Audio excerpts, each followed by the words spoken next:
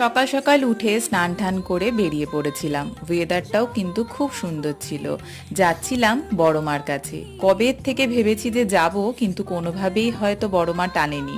এইবারটায় টেনেছে বলেই ঠাকুরের কাছে পুজো দিতে পেরেছি। অনেকের কাছেই শুনেছি বড় মা না টানলে তার কাছে গিয়ে পুজো দেওয়া যায় না, আর তার প্রমাণও পেয়েছি। এক দুবার বহু চেষ্টা করেছি যাওয়ার জন্য, কিন্তু হয়নি। পুজো দিতে গিয়েছিলাম আমি, মা, দাদা, বৌদি আর ভাইপো। আমরা সবাই মিলে বেশ আনন্দ করে মন ভরে সেদিনকে পুজো দিয়েছি। আর ভাগ্যবশত সেদিনকে একদমই লাইন ছিল না।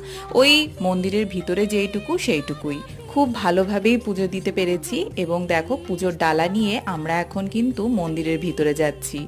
অল্প স্বল্পই লাইন ছিল, আর এত সুন্দর করে মায়ের দর্শন হবে সে তো ভাবতেই পারিনি। আমার বহু দিনের একটা মানসিক পুজো ছিল, যেটা আমি মায়ের কাছে দিয়ে এসে খুব মনটা ভালো লাগছে।